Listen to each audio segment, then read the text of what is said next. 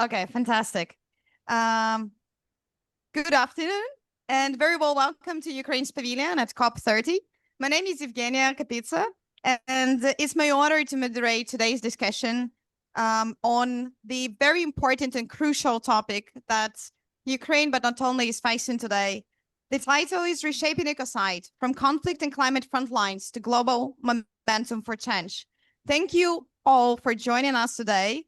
Here in Belém, in this crazy and very hot atmosphere, we experience like climate crisis as it is, and online, including colleagues connecting from Ukraine and other regions from around the world. This session is jointly hosted by the Ministry of Economy, Environment and Agriculture and Lipchandit University, Yaroslav Mudry, ICAM, and the other international partners. We're grateful to all the partnerships and commitments to contribute to this important dialogue.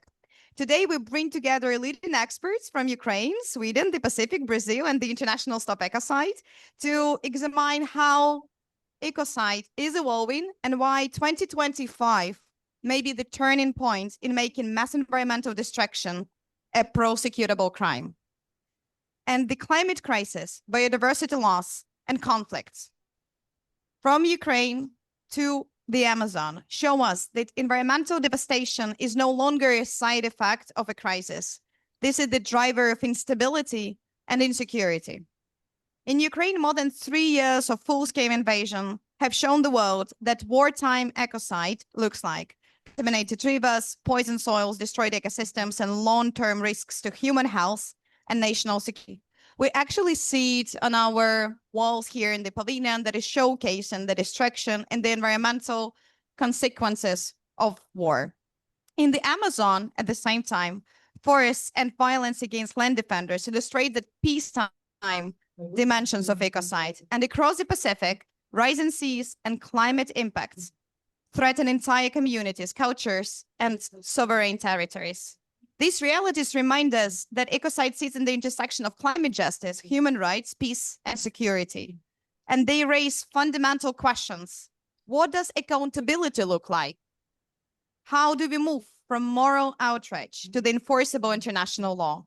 And how national innovations from Ukraine, Brazil, Fiji, and others shape the global pathway toward recognition of ecocide as an international crime. Today's panel will explore these questions, and thank you very much for finding your time to contribute your exceptional knowledge and expertise to our discussions. And I am honored to introduce our distinguished speakers, Olena Kriворучкина, the Deputy Head of the Верховної Ради Committee on Environmental Policy and Natural Management Ukraine, joining us online directly from Ukraine. Джоджо Мехта, co-founder and CEO of Stop Ecocide International Foundation. Dr. Rіната Казак, Lipchandit University and Center for Climate Science and Policy Research, Sweden. Arpana Pratap, Director of the Blue Economy at the Pacific Island Development Forum, Fiji. Monica Schut, joining us online, the co-founder of the Ecocide Law Alliance. And Dr. Jalma Alvarez Brachada Neto, Unirichtuk University, Brazil. Thank you all for being here today with us. And the opening question would come directly to the person who has felt it all firsthand, the person who is currently in Ukraine, and Ms. Kriворучкina, thank you so much for joining us from Ukraine today. Ukraine has become one of the world's clearest examples what ecocide is. And as the Deputy Chair of the Верховної Ради Committee on Environmental Policy and Nature Management, you are at the center of shaping Ukraine's environmental and legislative responses to the full Russian-scale invasion. So the floor is yours. The question is, from the perspective from Ukraine, what does the full-scale war actually mean for the concept of ecocide? And can you please share the experience of the person who is there firsthand, working so importantly, representing the Ukrainian parliament that is advancing the agenda on saving the nature while the destruction is going on? Пані Олена, вам слово. Дякую. Шановні пане та панове, колеги, друзі. Для мене велика честь звертатися до вас сьогодні тут, на 30-й конференції сторін Рамкової конвенції ООН зі зміни клімату, яка має амбітні цілі, і ці цілі цілком поділяє Україна. Dear distinguished colleagues, panelists, and everyone who is here, it's a great honor for me to address you from Ukraine to all of the participants of such an important international dialogue like COP30, like COP. Можете, Олена? Так, я хочу наголосити, що Україна дійсно прагне досягнення загальносвітових цілей кліматичної нейтральності, але знаходиться в вкрай критичних умовах внаслідок повномасштабного вторгнення, яке спрямоване на знищення всього живого. І на великих майданчиках, будь ласка. I want to highlight that despite all of the challenges, Ukraine is truly committed to achieving the greatest climate ambition and representing on the international forum. На всіх світових глобальних майданчиках я намагаюся донести думку, що якщо воєнні дії обмежуються виключно територією України, то екологічні злочини рашистів мають глобальний вплив. Глобальний. Це сотні гектарів спалених лісів, це пожежі на нафтобазах, це руйнування інфраструктурних об'єктів, сотні кілометрів забруднених морських акваторій. When I'm talking to the international partners in different international forums, I'm always highlighting that the environmental destruction caused by the Russian full-scale invasion, the full-scale war in Ukraine, has no limits to Ukraine itself. That it is much more than the thousands of the destroyed hectares of agricultural land, forests, contaminated water basins, and beyond. І страшно розуміти, що будь-які інфраструктурні об'єкти за допомогою міжнародних донорів ми можемо відтворити у найближчому майбутньому. Але ту зруйновану природу, це довкілля, яке постраждало внаслідок війни, і його неможливо відтворити не за рік, не за два, і навіть за десятки років, навіть при наявності потужної міжнародної фінансової підтримки. It is very important to understand and to acknowledge that the destroyed infrastructure can be restored, can be rebuilt with the help of our international partners, alliance, and supporters. But when we're talking about the nature, it's much more difficult. It would take decades and decades to restore the nature, no matter how great financial support Ukraine can get, because the nature is more than the physical asset. В умовах повномасштабного вторгнення ми всі чітко розуміємо, що впровадження інноваційних технологій, модернізація виробництва, інші заходи, вони не здатні вирішити кліматичну проблематику, враховуючи той вплив, який ми маємо на наше довкілля. We have to understand the introduction of the best available standard, the highest standard, the climate ambition, ETS, and all of the other innovative legal and technical instruments. It's not enough to save the nature itself. Ми розраховуємо обсяг екологічних збитків у грошовому вимірі. Ми формуємо реєстр збитків. Ми розраховуємо на справедливість і правосуддя. Але ми чітко розуміємо, що ці цифри натуральні, як коли нам показуються гектари, кілометри квадратні зруйнованого довкілля, вони вражають. Ukraine is doing the fascinating work to ensure that to calculate the environmental damage of the war. We have the register of the environmental degraded territories. We are doing a lot to be precise on what the future financial reconstruction would take. But at the same time, we understand that it's impossible to assess the real damage that is caused by nature, to nature. Як українка, я хочу наголосити на тому, що кліматична нейтральність на сьогодні неможлива без правової справедливості. І екоцид – це не просто юридичний термін, це право на безпечне для життя та здоров'я людей довкілля. І, на жаль, досвід України це підтверджує. As a Ukrainian, I must highlight that climate neutrality is impossible to achieve without the nature being embedded in the legal pathways and governance structures that are supporting the natural revival. And it is more of the challenging task than it looks like. Сьогодні ми захищаємо не лише нашу територію, ми захищаємо життя у всіх його проявах. І ми закликаємо об'єднати всі наші зусилля для створення міжнародного механізму відповідальності за екоцид.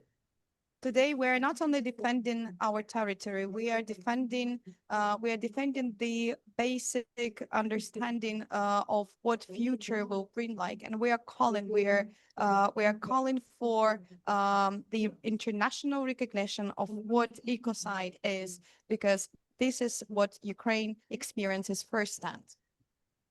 Також хотіла відзначити, що Україна готова бути не лише отримувачем допомоги, а й повноцінним партнером у створенні будь-яких зелених рішень. І попри I would also like to highlight that Ukraine would not serve as doesn't want to serve only as a recipient of international help, but we are creating the conditions for the innovative solutions that Ukraine can propose.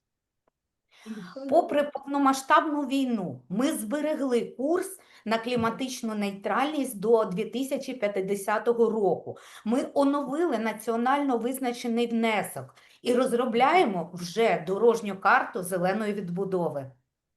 Despite the full-scale war, we have embedded the climate neutrality into our national legislation. We have adopted our updated nationally determined. Хотіла закликати всіх учасників COP30 діяти більш рішуче, визнавати екоцид як загрозу кліматичній стабільності і розглядати відбудову як шанс змінити підхід до розвитку людства. I would like to call every single participant at COP here at COP30 to acknowledge that to create the link between ecocide and the climate ambition and the climate action, and not to give up and not to lose the chance to advance the proper environmental protection with the climate, not seen separately from the environmental consequences of the human activities. Наразі ми не просто відновлюємо те, що зруйновано. У складних умовах ми створюємо нове майбутнє. І ми щиро дякуємо за допомогу всім міжнародним партнерам і нашим друзям. Дякую за увагу. Слава Україні! Героям слава. Currently, we are rebuilding and building the war, and we are really grateful to the international community for all of the support, including the support and seeing and recognizing that Ukraine is fighting the war for not only for its own existential sovereign well-being, but as we fighting for the world, for the future and the nature restoration as it is. Thank you very much, and слава Україні! Thank you. Дуже вам дякую, пана Олена Володимирівна, дуже вам дякую. Дякую за можливість прийняти участь у такій важливій події. Дякую. Thank you very much for having the opportunity to take part in such an important event, and thank you for having me. Thanks a lot, and it means truly a lot when to hear the voices from the ground, from those people who are advancing like the all of this ambition and the vision of Ukraine's green recovery and reconstruction. I mean the ongoing destruction. And I would like to proceed to our fantastic panel. And the first question would go to Джоджо Mechta. Again, thank you very much for being with us today. And you have been at the center of the global movement to define and to advance ecocide law. And Stop Ecocide International has been central to shaping the international legal definition of ecocide and building global political momentum. And before we go deeper into legal and policy pathways, could you start by telling us what actually ecocide means and like to what extent, what ecocide, how ecocide is important at COP30 and beyond, and like what kind of like the general framing for the audience to understand why we're talking here today, not only like with the war-related thing, but why we're talking today at the climate conference about ecocide.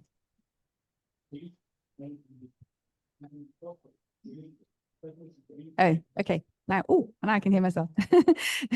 Thanks so much for having me. It's a real honor to be here. And to look at at a very kind of basic level about what do we mean by ecocide. I think there's a kind of intuitive understanding that comes with the word ecocide, like homicide, suicide, genocide. It's the killing of nature, or literally in its origin, the killing of our home. And so it refers to the worst harms to the natural world. And the term itself, dates back to the Vietnam War, when it was first used to refer to the damage that was caused by Agent Orange at that time. So the original connection with the term was actually with harm during conflict. But over the years, it has come to mean more than that. It has come to mean the reckless destruction of ecosystems as well. So that sort of band of the worst harms to nature. And why is it important here at COP30? Well, the topic was brought up already by the Ukrainian representative to some extent, because it's been easy in the climate arena to get caught up exclusively about emissions and carbon. And it's not that that's not important. But even if we stopped all emissions tomorrow, if we continue to destroy the vital ecosystems that regulate our climate, forests, oceans, wetlands, we would still have a climate crisis. And so, these things are deeply interconnected.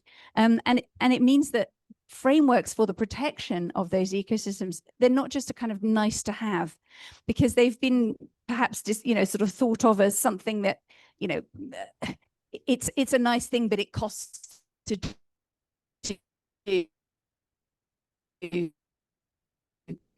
Whereas actually what we're really looking at is for the survival and thriving of our societies going forward.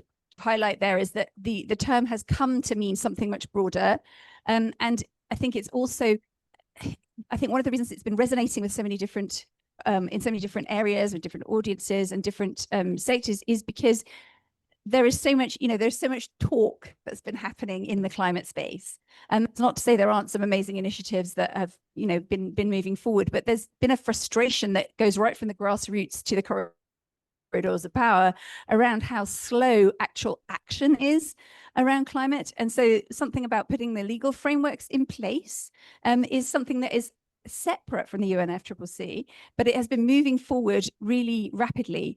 And there's something about the reflection in criminal law, in other words, that taps into the moral and ethical aspects that is seeing, I think, with the ecocide law movement, is something that's at the heart of the next big legal and moral shift that's going to be happening, and that is already happening in the 21st century, where we actually acknowledge that our relationship with nature is of fundamental importance. Thank you very much for this comprehensive reflection. And it is actually amazing how long it took for the humankind since Vietnam War, the use of the Agent Orange, like till today, not advancing enough on the common global recognition that it is so much urgent, because there is no planet B, right? So, and sometimes we keep on forgetting about that. And like, of course, as a legal scholar myself, bringing the legal instruments is one of the one of the possible solutions. However, sometimes I do feel very much sarcastic about the law, especially international law, and especially of like whether we can ensure that an international alliance like can really work for good. But this is one of the like solid foundation, like not only the legal obligations as well. And thank you so much. And I would like to bring into our discussion Renata.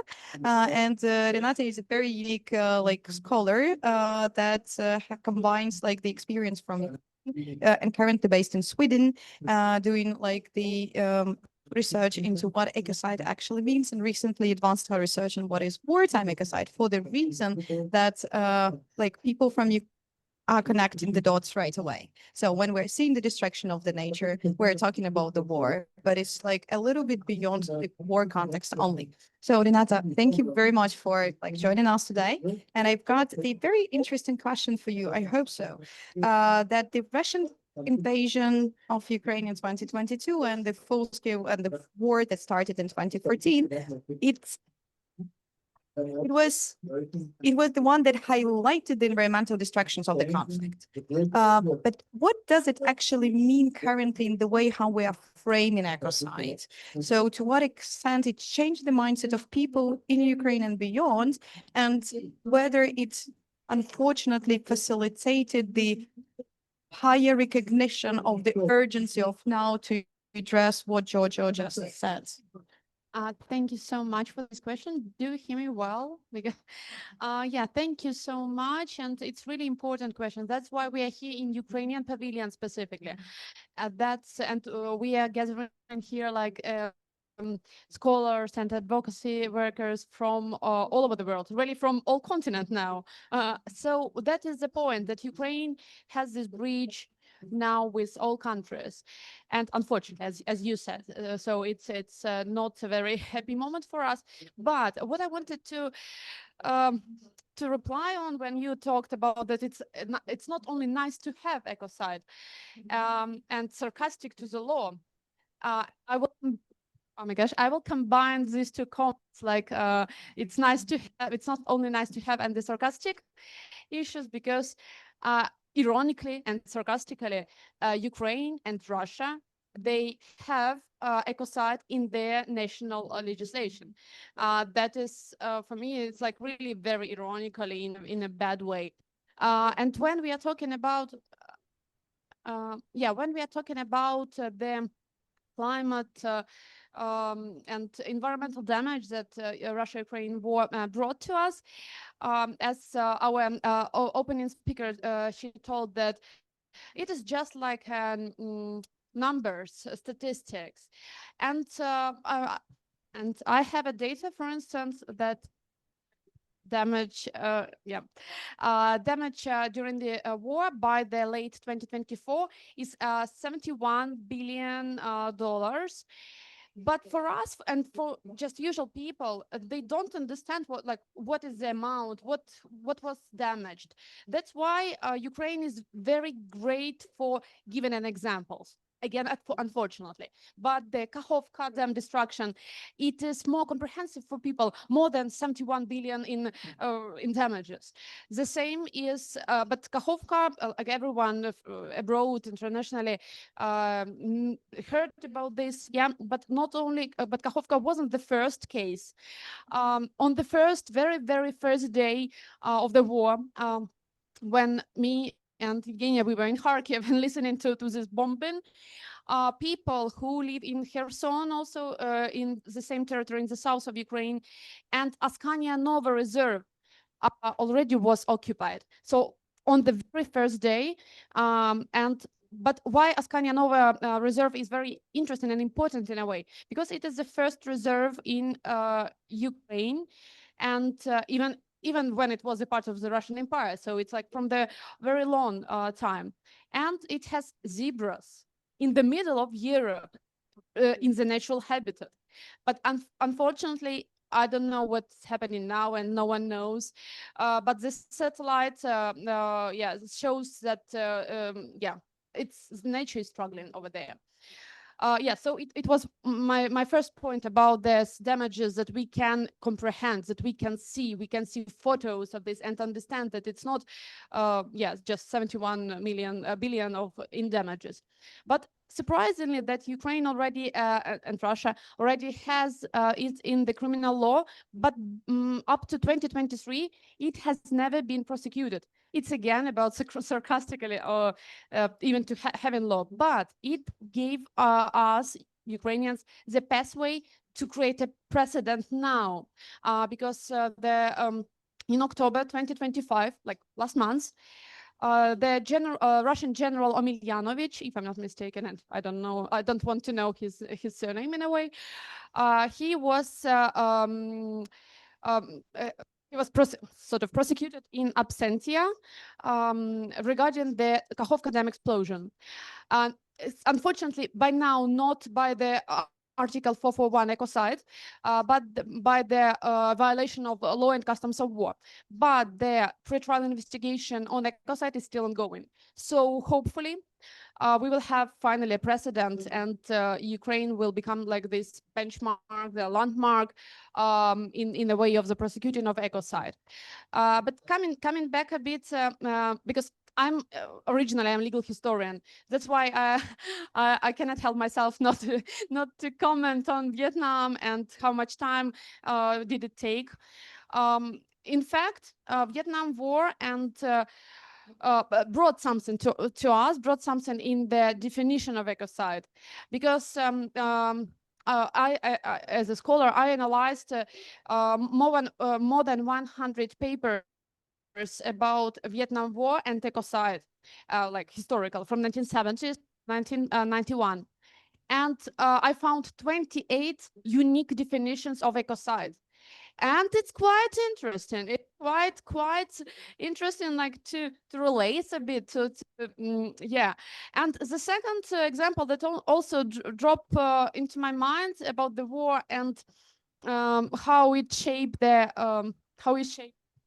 ecocide, it is Georgia, because not only Ukraine, not only Russia has ecocide in criminal law, but also Georgia.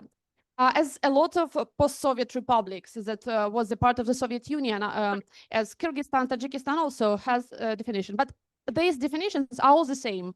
It is mass destruction on flora and fauna, blah, blah, blah. So just like usual Soviet Union-ish definition. But the interesting that also surprisingly, that Georgia has paragraph 2 to this definition, to this article, and paragraph 2 is the same: actions committed during the time of war. And why? Because I guess Georgia already had an experience of war with Russia. So firstly, after the dissolution of Soviet Union, it was South Ossetia and Abkhazia that was occupied by Russian, and then the ongoing, sorry, not ongoing, but the war of 2008, when Russia attacked Georgia. So we see all these small dots, Vietnam definitions, sort of definitions, Georgia criminal law, now Ukraine, and Ukraine can create this, I believe, can create this precedent.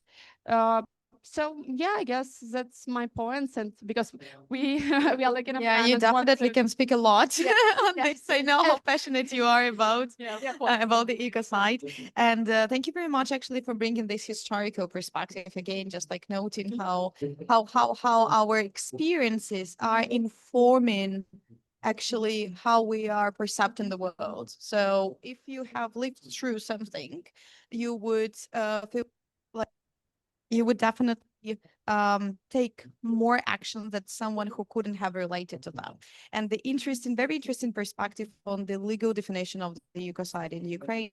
And actually, it was the first instrument that started being used in Ukraine by the prosecutors of Ukraine, collecting the cases of ecocide under our Article 224 of the Criminal Code of Ukraine, and currently it's like around 300. So the great work is being done constantly by the people on the ground, by those who are collecting the witness in these crimes and collected this further to inform it as a mechanism to find the to find Russia accountable for that. But again, it's the case study for the whole world, how we can find the perpetrator like responsible for these crimes. Thank you so much. And maybe I would love to smoothly go from the wartime ecocide to something that Jojo started in the beginning, peace and war. It's very interesting that like all of these two terms, they always come together. Like, yeah, there is, it feels like, but actually it is the fact that since the beginning of the 20th century, there was no single day without war or conflict on the planet. But sometimes we don't see it. And that's why these considerations of the ecocide is a very interesting dimension. And it's very much interesting to bring you into the discussion, Arpana, because you are from the Pacific Islands. And Pacific Island states, they are on the front lines of the climate crisis, while they are taking the least responsibility. And if to think about your experience and your background and your work, how does ecocide, what does it mean in the Pacific context?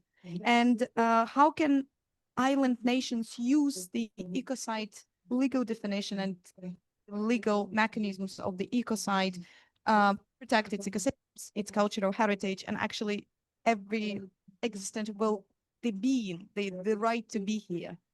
Thanks. Thank you, and thank you for inviting me to this this event. I think initially I was thinking, what can I talk about? Because I'm somebody who has never seen a war before. Like, I've never been, in a country where there has been war, and I feel for you, because I cannot imagine how it feels, to be in that situation. However, we are in a different bad situation, and as you have said, we are Pacific small island states, and the very, very small emitters and also contributors to the world climate change impacts.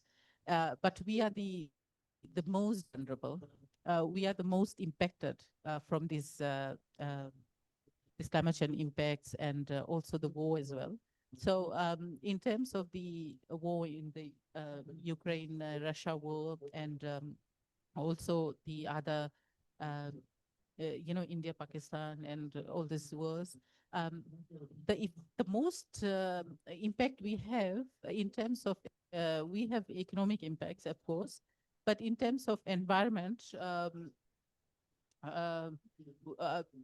we have been fighting for this for many years in every COP. The Pacific voices are one of the strongest, in this kind of platforms, global platforms.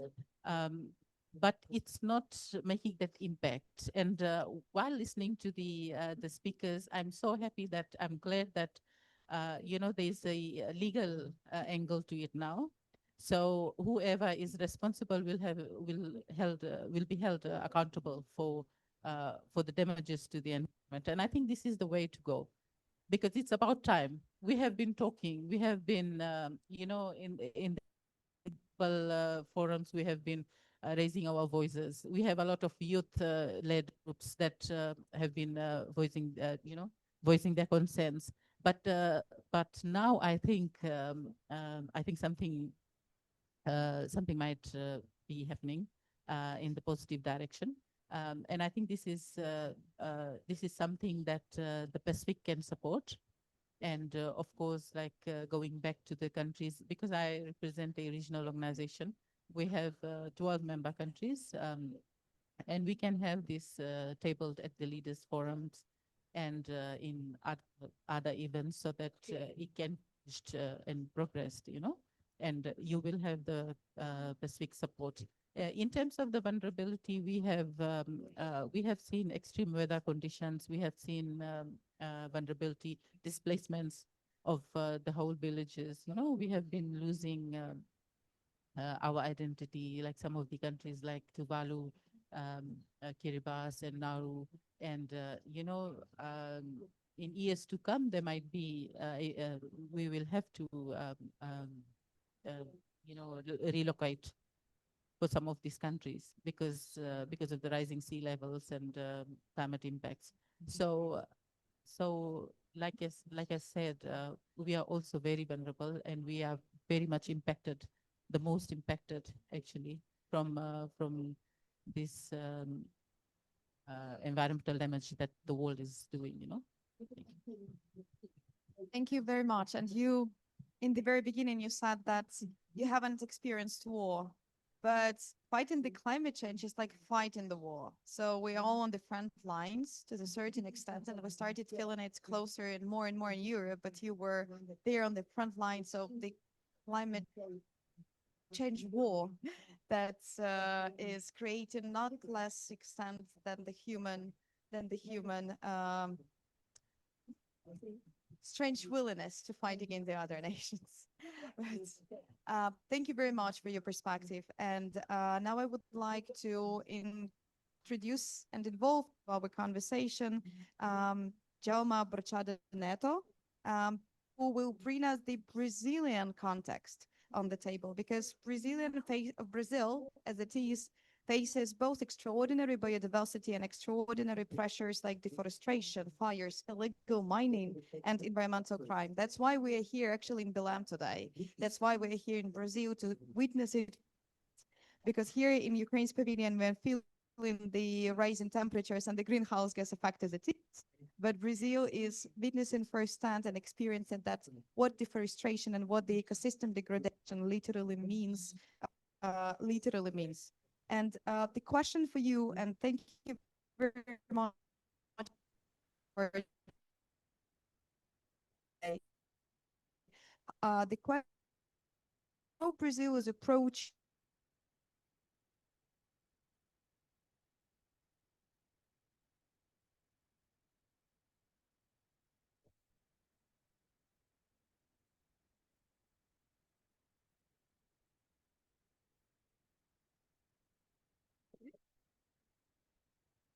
I think the audio is, We just lost them. yeah. Oh, hang on.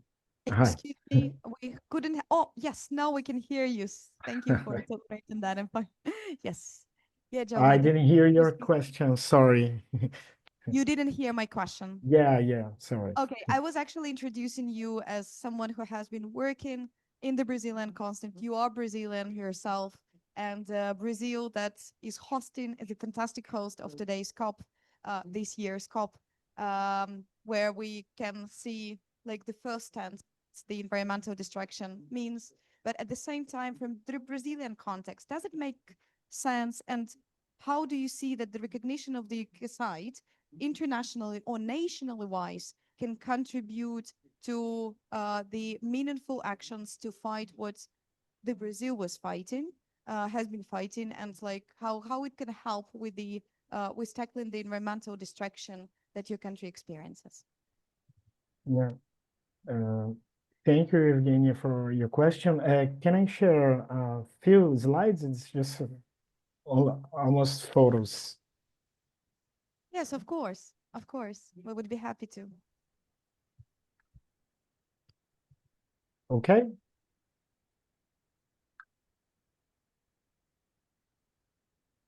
Well, hello, good afternoon.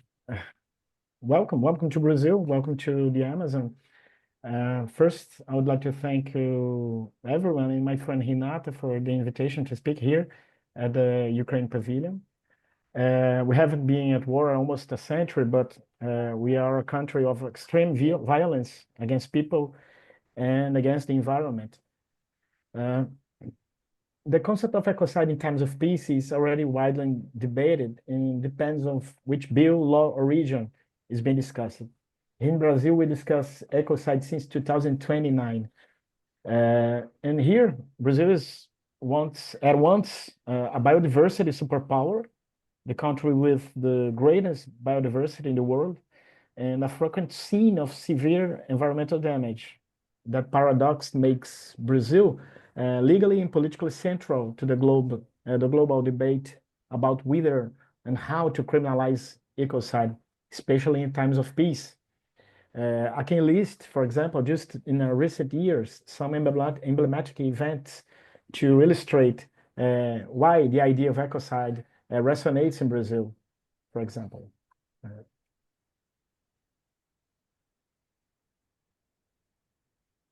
Just a second. That's it. First, the Mariana Dam collapse in November 2015. The collapse of the Fundão tailing dam released almost 43 million cubic meters of mining waste, destroying villages and caused severe contamination of the Doce River.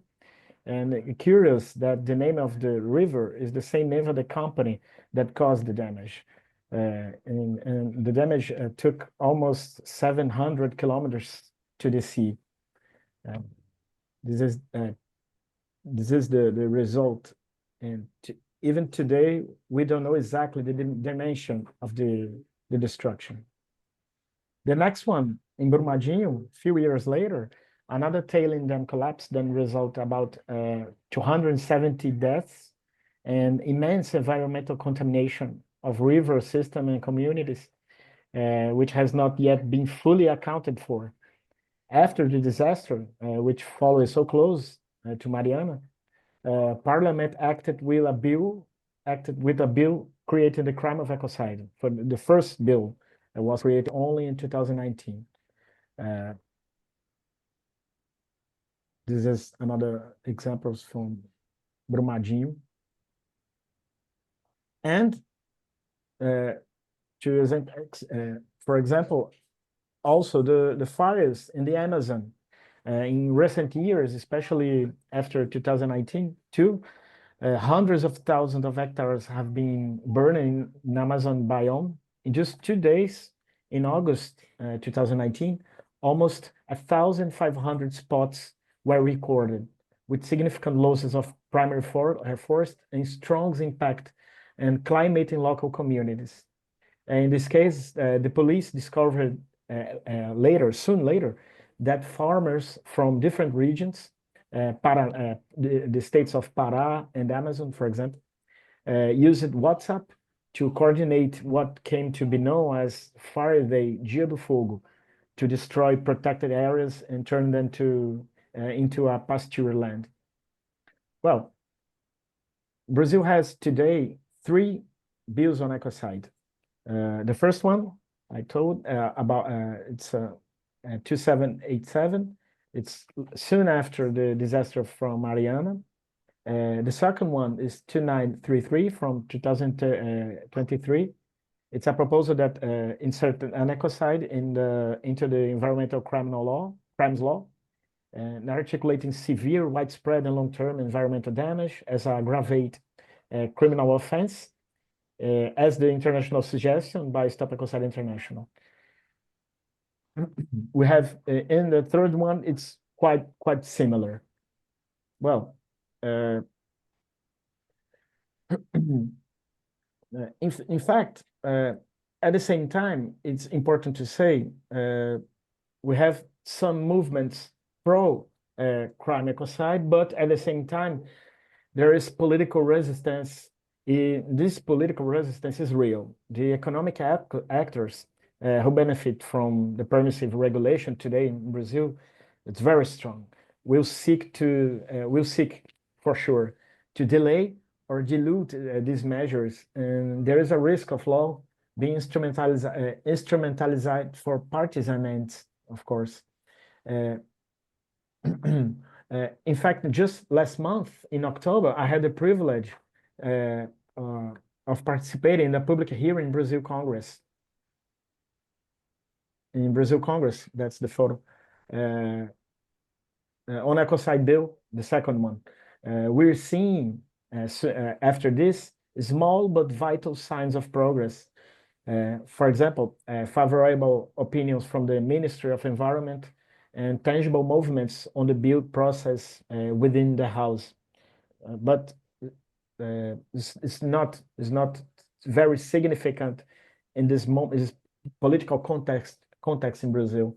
The discussion of ecocide, I think, must not ignore the traditional people. It is a very important part forgotten in Brazil. It is traditional people who recently attempt to make their voices heard here in this COP, highlighted the profound and dangerous disconnect. To make the voices heard at the very first, we cannot talk about saving the planet without while silencing its first guardians. Furthermore, we must acknowledge the elephant in the room, the corporate lobby. Here in Brazil, I can say we are in a war of information. Major polluting giants like Vale, for example, heavily finance media insertions now, campaigns and articles in major Brazilian newspapers. We must see through the greenwashing and the vested interests disguised as green campaigns. It's about moving from abstract law to confronting the real power dynamics. In addition, other challenges arise in Brazil in this exactly moment. Oil exploration in the Amazon River Delta, water crisis that compromise the world's largest aquifers, two of which are in Brazil, Amazonas and Guarani. The first one and the third one, I think. The installation of data centers in regions with historical water shortage, such as Ceará, here, my state, where I'm speaking at this moment. The extraction of critical minerals and rare earths, atypical climatic events in the southeast and south region happened this month, all capable of promoting ecocidal events. Well, I would like to finish just saying, to mention briefly my book, Ecocide, Massive Damage to the Environment and International Criminal System, published by Springer this month, October, in which I have been working on the subject since 2018. This study examines real-world cases and large-scale environmental destruction, traces the evolution of the concept of ecocide in national and international law, and propose frameworks that could guide its recognition and prosecution. And to end,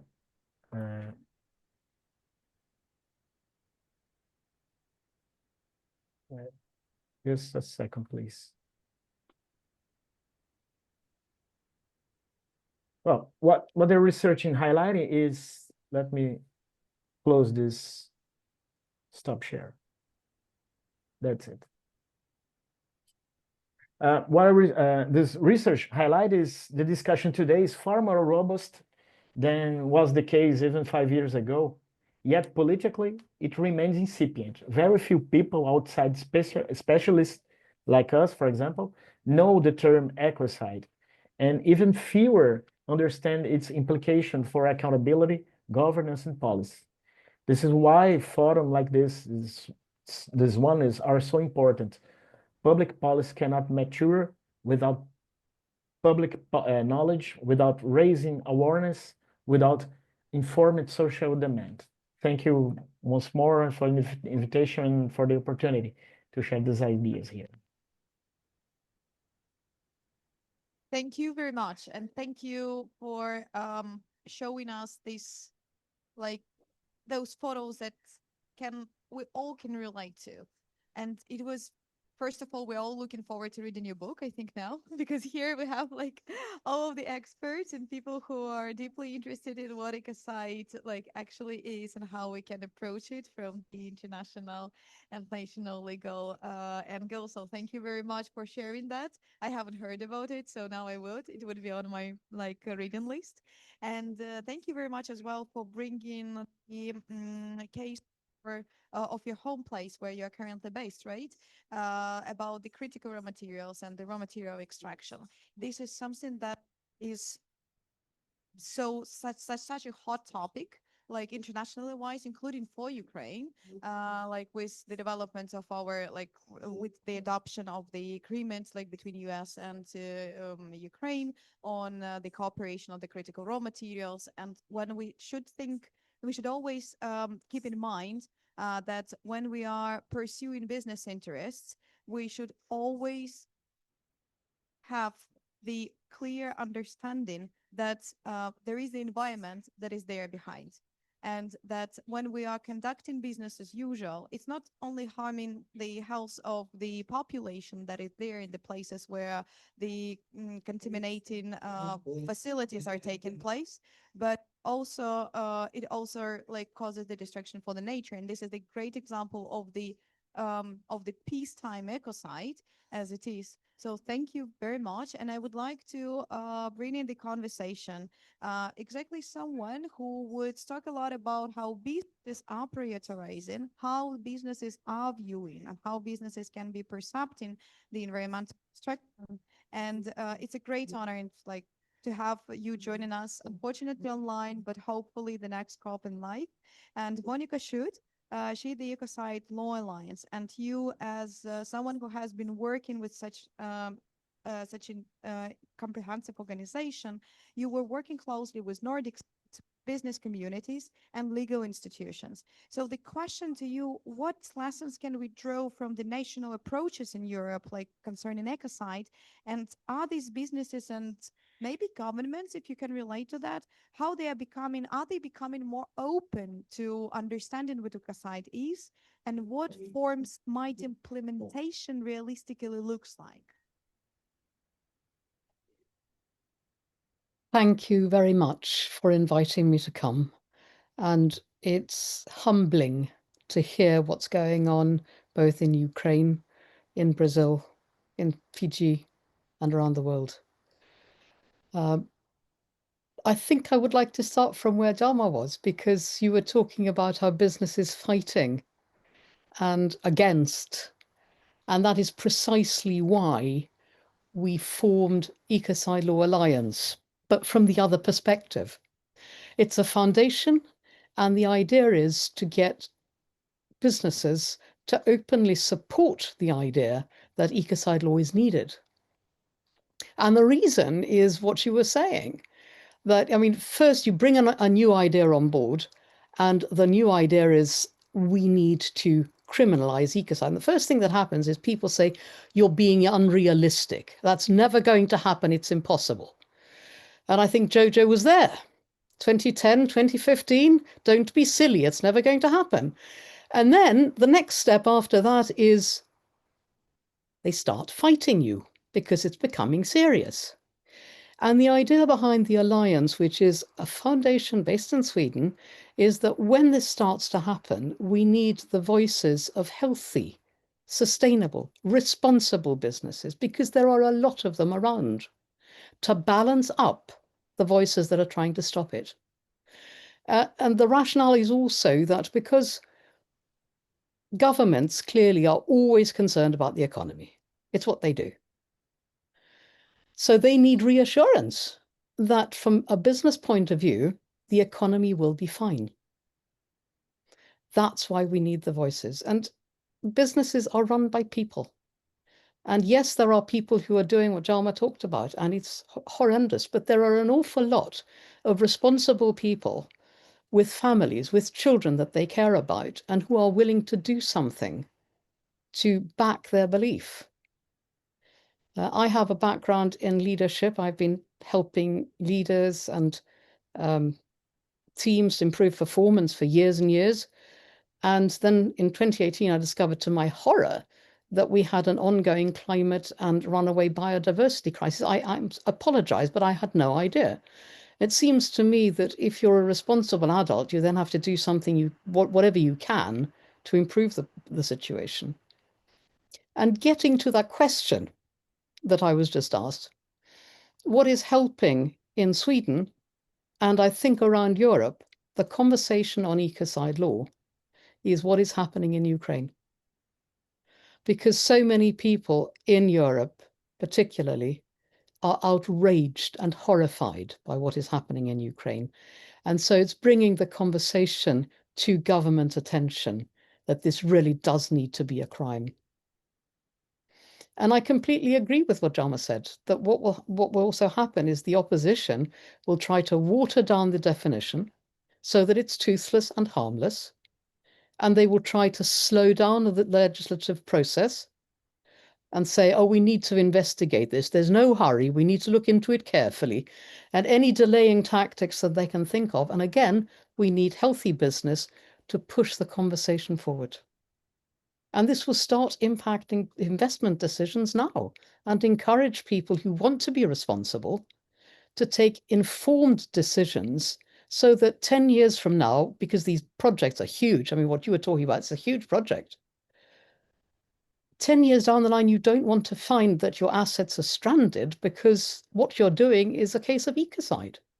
And I think I'd better stop there so that other people can get a question too. I have more to say, but I'll stop there. Thanks. We are ready to listen to you without any interventions.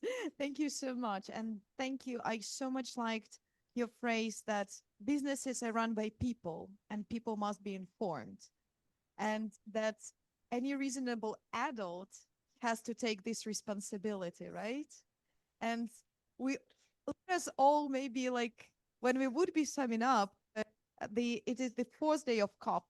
And I really hope that there would be more reasonable adults that take this responsibility for our actions. Thank you so much. And if you have the time, please stay with us for a while for the Q&A.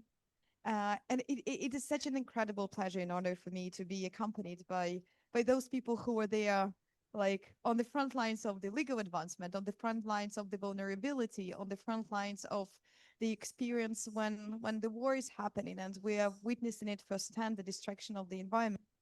And there is the cross-panel reflection, and correct me if I'm wrong, I would be happy to invite you to highlight something else, that we really see strong convergence between whether it is wartime or peacetime ecocide, that the environmental destruction, the ecocides itself undermines security, livelihoods, and climate resilience no matter where we are. That the national interventions are informed by our national experiences a lot and our historic experiences. And when we are living through the certain experience, we can relate and we can talk, and we are people who hopefully would be running businesses that would not compromise the future generations, but as well would not compromise our present. And for example, this documentation in Ukraine, what Renata has mentioned, that we are collecting the insights of the mental crimes and Fiji's experience, and the what Brazil has been doing to tackle the deforestation. It's slowly contributing to understanding that we don't have planet B, the one which I already mentioned. But at the same time, that international law is slowly catching up. And looking ahead, so I would like us to finish at something a little bit maybe more positive or thought-provoking, and given like the hope that it's not only Ukraine or other countries that are standing firsthand and like transmitting this hope of green recovery, something that was addressed by Olena Kriворучкina in the beginning, the representatives of the Верховної Ради of Ukraine, that Ukraine is committed to building forward, committed to the green recovery. So let's think a little bit about hope and looking ahead. What do you think are the key drivers for the future implementation of the ecocide? It could be one sentence. What do you feel are those actors that should be there standing for saving the nature with or without the legal instruments? I have to say, I think that one of the drivers in the political world and sort of moving legislation forward, it is very much a question of the further it goes, the faster it goes. So one of the drivers is literally who's talking about this, where are they talking about it, how many people are talking about it. So the fact that there are now dozens of countries that have had bills put forward at national level, the fact that the EU has put a directive in place addressing some acts comparable to ecocide, the fact that the African Ministers' Conference on the Environment has made it a priority continent-wide for the next 2 years, the fact that there is actually a proposal from Vanuatu, Fiji and Samoa, at the International Criminal Court to add ecocide as an independent crime. And that's been supported also by the Democratic Republic of Congo, which has been very vocal about it already here at COP. So it is one of those questions where the more people move towards it, the faster it goes. So effectively, even just, you know, every conversation like this helps. And I just want to acknowledge, because I know I won't get a chance to say anything else, but I just want to acknowledge that Ukraine has been seminal in the growth of this narrative, because I think what Ukraine has done and what the way they've put it is giving a voice to nature, which has been a silent victim. And I would go, I would sort of phrase that perhaps in another way as well, and say that what Ukraine has been doing by talking about ecocide and by talking about environmental destruction in this way is kind of revealing something that's been hidden in plain sight. Because actually, historically, you know, in the conflict situations, you know, the focus has been on human harm, on harm to infrastructure, which is very understandable. But actually, the harm that spreads the furthest and lasts the longest is the environmental harm. And so Ukraine shining a light in that way has really, you know, has brought a whole new impetus to the conversation. So I just want to express huge gratitude for that. And particularly, as your representative mentioned at the beginning, that kind of political generosity that comes with that. It's not just about Ukraine. It's about saying, what does the world need to do for us all to be in a better place? Thank you for this question. Like a last remark, I would fully agree with Georgia about how that many people has to talk about this, and then it makes new voices, new passes of voices. And what we were talking about regarding even the Vietnam War, and that's 28 definitions, yes, that I mentioned. But why did it happen? Because of the Stockholm Conference in 1972. So this forum where Olof Palme, Swedish ex-prime minister, he talked about this. That's why these papers further referred to him and created these definitions in a way. And of course, Ukraine's role in Ukraine Recovery Conference, each year conference starting from the Russia-Ukraine invasion. And it really has its voice on the international arena, and it voiced this year, if I'm not mistaken. Evgenia was there, so she can confirm that ecocide finally got its voice at the Ukrainian Recovery Conference. One more remark also about this forum, like COP30, like Stockholm 92, also like it bumped just into my mind the anniversary of the Second World War, of the tribunal. And what is very interesting, that the social narrative, social interest really changed, because yeah, I had a small research on how media perceived the anniversary of the genocide at the time, and it was at 2020, 75th anniversary of the Nuremberg Tribunal trial, and the peak of the social interest in Google Trends, so in just Google search. It was the maximum for the whole life before a war in Ukraine, from 7th to 20th of November 2020. And specifically in the middle of this period, this tribunal, this anniversary took place. So we see it's a very, very strict way that really these international forums, this international gathering and talks that we are talking now, it really has impact, both in societal narratives, both in the legal definitions, both in media coverage, even in media coverage. So yeah, I guess it is the main driver now, just to talk about this while we have this momentum and unfortunately, but ongoing Russia's attack on Ukraine. Thank you. Thank you. I totally agree, and I would want to add to it. You have mentioned that Samoa, Vanuatu, and Fiji has shown support, but for me, I would like all the Pacific Island countries to support this initiative, and also, but there needs it needs to be advocated more in the Pacific, because in the Pacific we have to spell it out for this kind of initiatives, and because we need to really know about it, and and guided by it. So and I think in the regional events too, we need to include this subject, And for Pacific Islands Development Forum, we would love to, we'll be happy to include that in our events, our forums, and also in the Leaders Forum, so that they are aware of it, and they can really support this. And so I don't mind working towards it, getting all the countries to support this initiative. Thank you. Jalma, Monica. Jalma? Thank you again. It's such an honor being here with you all. I would like to remember that the act of committing ecocide, specifically in Brazil, exists, whether or not it's a crime under the law. It's up to us to demonstrate that it's not feasible to live with massive destruction of the environment. I hope we don't need another disaster like Mariana Brumadinho to remind us that we need a crime as ecocide.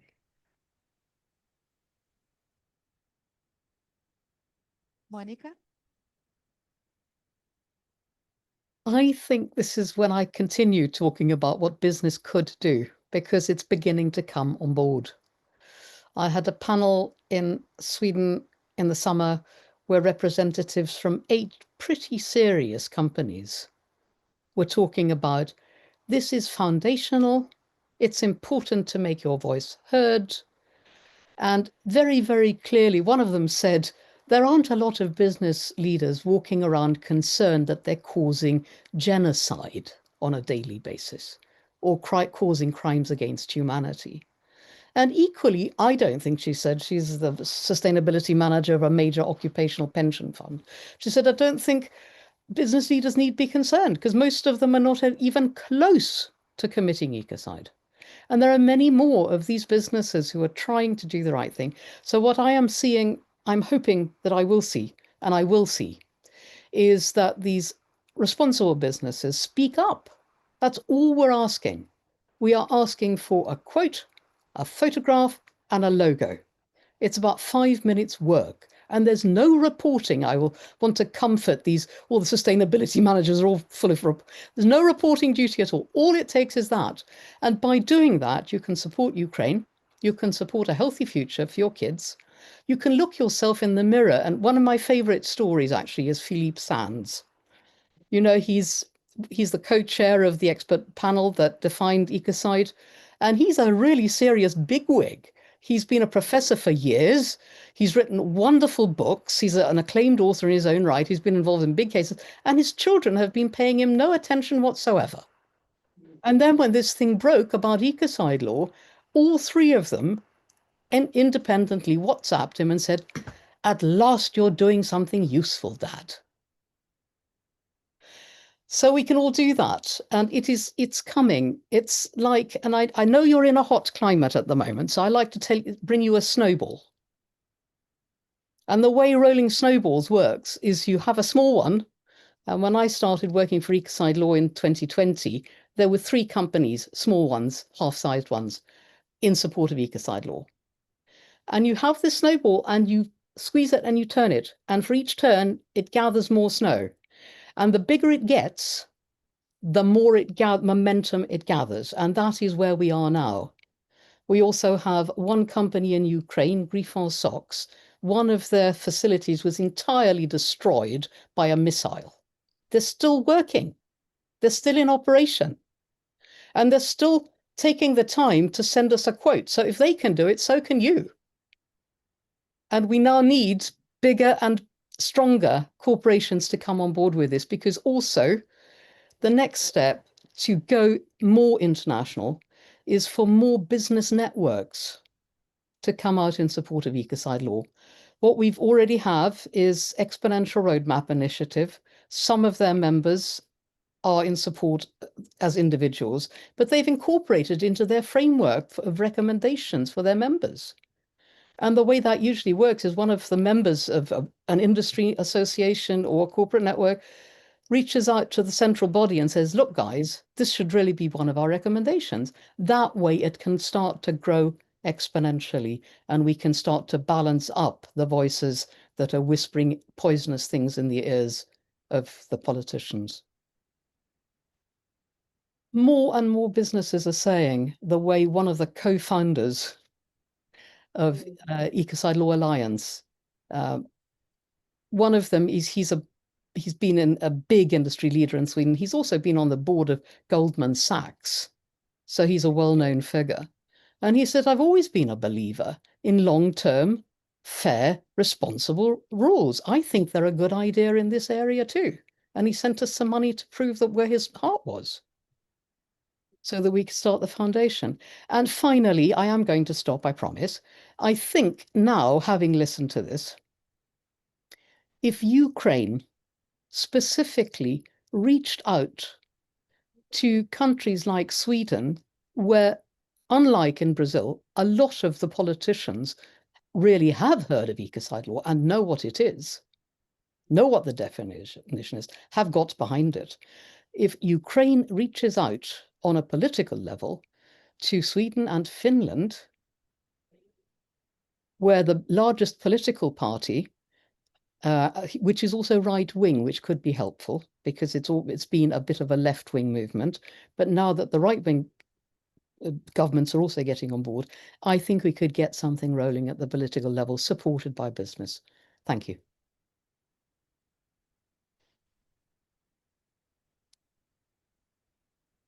Huge applauses to every single speaker with your such a strong and motivating points. And thank you for acknowledging that Ukraine has made out of the war that is one of the hugest, unprecedented in the modern history case of when people are dying every single day, but Ukraine managed to turn it into the case study that can enable the countries around the world to act faster and to feel this urgency. And that with Ukraine standing on the front line, with our defenders, we are defending the values that this world has to remind themselves. And this is everyone on board, the person on the street, the business, the government, either it is Washington or Fiji. So really matters a lot that we all talk more, that we all give this urgency of now. And Ukraine as a case study, Ukraine as a driver for the innovation on many areas. And thank you, Monica, for highlighting that Ukrainian businesses are working whenever missiles are coming. But if Ukraine can do it, you have to do it. Otherwise, you have to feel shame. Thank you very much. And ecocide is more about the legal concept. Ecocide is more like the talks. Ecocide is it's the reflection, the moral duty of people who should be all responsible adults. Thank you so much. Would anyone like to address a quick question? Yes. Okay, we have two. Okay, Alex. I'm Alex Sobel, and I'm from the UK Parliament. I'm also our representative tomorrow at the parliamentary meeting of the Interparliamentary Union. At the trying to find the text now, the 150th Assembly of the Parliamentary Union, we adopted a resolution on ecocide led by Lesia Vasilenko from Ukrainian Rada. And I put an amendment down on the outcomes document here at COP tomorrow, which says to call upon parliaments to implement the resolution of the 150th IP Assembly to legislate for the creation of legal frameworks that address environmental harm in armed conflicts, including the establishment of ecocide as an international crime. My question is, how am I going to convince the parliamentary meeting tomorrow, which will include Russia and China and Iran, and others, Indonesia, actually I'm not sure Indonesia are there, which might help, of the need to pass this resolution? That's brilliant. That's brilliant to hear that you're doing that. So one of the first things I would say is that just 2 or 3 weeks ago, actually, there was an amazing resolution that came out of the IUCN Congress in Abu Dhabi. which was a resolution acknowledging that ecocide, as defined by the independent expert panel, should be recognized as a crime all around the world. And that resolution was passed with flying colors, including in the state chamber. So as you know, IUCN divides between NGOs and indigenous organizations, and then a second chamber with states and state agencies. And that actually brought at least another 20 state representatives in terms of, say, you know, departments of the environment and environment ministries and so on board. In other words, the voices of government. And I have to say, Indonesia, interestingly, was one of them. So interesting. China what? But the China conversation is evolving, and we fully expect it to sort of open up next year, because China's doing some very interesting things, ecologically speaking. So with, I mean, Russia already has an ecocide law, ironically, as we know. As for the US, well, we're perhaps looking at more of a sort of state level interest there, maybe Gavin Newsom or possibly Hawaii. But yeah, my question is, does it have to be by consensus? Because if it doesn't have to be by consensus, I don't think you're going to have a problem with it, to be honest. But what I would also say, and I think this is actually very important, so I don't know how you want to approach this, but of course, it's fundamentally important to acknowledge environmental harm in wartime. And ecocide will produce an additional tool to do that. But there are some tools already in place. Where there are not any tools is reckless destruction of ecosystems in peacetime. So the one thing that we're slightly wary of is, and you've done this brilliantly with this event, is broaden it out to actually, you know, to cover all circumstances. It's very important that it doesn't end up as only intentional wartime harm. It must cover reckless activity in peacetime, because actually a huge amount of ecocide is in that category. Thanks. Jojo, wasn't there a resolution by the Interparliamentary Union about 4 or 5 years ago? Yeah, there was. I think Alice is referring to. I think he's referring to some kind of amendment or addition or something to that. Oh, for the climate COP. So it was in the outcome. It was in the resolution in the 150th Assembly. So I said I was in that session. Lesia Vasilenko led it. But to every COP, we have an outcomes document. And if we start to lose ecocide, I got it introduced at Dubai, because that was the first one after that assembly. I wasn't in Baku last year and it didn't happen. And it wasn't written in by the Brazilians. So I put it in because we need to keep it in all the time, yeah. Thank you. And my question is, how advanced make the ecocide a crime in low-income countries? Like these countries has a past of colonialism. And so they see sometimes that these type of topics are one of the ways of new colonialism. So there is a lot of political sensitive on this. So I'd like to know, how is the approach for this type of countries? Hi, sorry, I'd love to take that actually, because we've been working a lot in Latin America and in Africa this year. And it's really interesting that, you know, what you raised, because the way that Vanuatu actually describes ecocide law at the International Criminal Court is as the first international crime that actually benefits the global south. Because while a lot of ecocidal activities can take place on the ground, international crimes do not aim at the workers on the ground. They aim at the controlling minds. Just like with genocide, you don't prosecute the foot soldiers, you prosecute the generals. Now, often in the corporate context, those decisions are coming from the wealthy north. So it's actually one of the first sort of legal initiatives to be able to balance that out. And in Africa, we're finding there are a couple of particular areas or sort of drivers, if you like, for the interest in ecocide law. And as I mentioned earlier, the African environment ministers have said this is something we want to consider region-wide. And they've also talked about potentially including it in the African court, you know, related to the Malabo Protocol. Is that were the sort of two key ones. One is having a law in place that creates recourse and accountability against predatory foreign investment, as in when extractive companies come in, wreck the place and just leave all the mess. So it creates an actual buffer for that and a framework that can actually deal with that, which currently isn't present. The other one is more of a declarative function. So it's more like effectively a country saying, yes, we're going to, we need to develop and we're going to develop, but we're going to put this law in place, which tells the world we're going to do it safely. We're going to do it without creating the worst kinds of harm. And that's actually really important, because that then ties back to the investors and those who want to know that, whether that's within Africa or whether that's from outside of Africa, for example, whether their investment is safe, whether it's, whether they're going to end up with stranded assets or not. Any country that has put an ecocide law in place is basically writing a safety clause for the financial world. And of course, the insurance companies also will see that as a welcome exclusion, because they're not going to cover, they're not going to want to insure ecocidal activity. Thanks. Can I add something to that? Yes, please.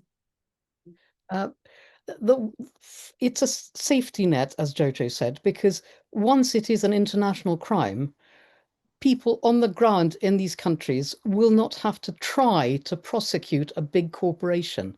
That will be done by the International Criminal Court, which should then have the resources to do so. It's very difficult for a small village in an African country to prosecute somebody who's perpetrated massive harm, but the International Criminal Court can. So it benefits. It's anti-neocolonialism in a sense. It's exactly taking it the right way. Also, I would love to contribute on this, because I really love that you asked this neo-colonial perspective, because about Ukraine, it's also some points and discussions about that this war, these causes of war, are this neo-colonial, or like just without neo, just colonial, continuation of colonial Russian Empire, Soviet Union-ish, and now Russia. That was, I guess, this not colonial or neo-colonial issue. It's like this nexus between both wartime and peacetime ecocide, both by businesses, committed by businesses, and committed by countries in a way of attacks. So that's why, yes, thank you for this, like, for this perspective. And I guess it will be like benefits both for the countries who cannot prosecute it or like investigated by their own, and also for victims of war in a way of like states and even people and indigenous people. And also in Ukraine, we also have indigenous people in Crimea, and Crimea was annexed like for already more than 10 years by Russia. So it's also this neo-colonial perspective and ecocide that is happening both at the territories that are currently occupied or annexed by Russia. Thank you for the question. This is fantastic reflections. And I think that now we definitely identified each other, those who would be working hard like Alex tomorrow on making it happen. So let's ensure that people are coming to COP more often, just like, because last year you skipped and then nothing happens. So we definitely, like, we have to fight with those sarcastic people who are saying that COPs don't work. They do, because like we're bringing right people to the room, and here the right people in the room, in the audience and online. I like express my greatest appreciation of like you finding the time joining these important discussions. Yes, and let's keep on talking, because we are hopefully those responsible adults. Thank you so much.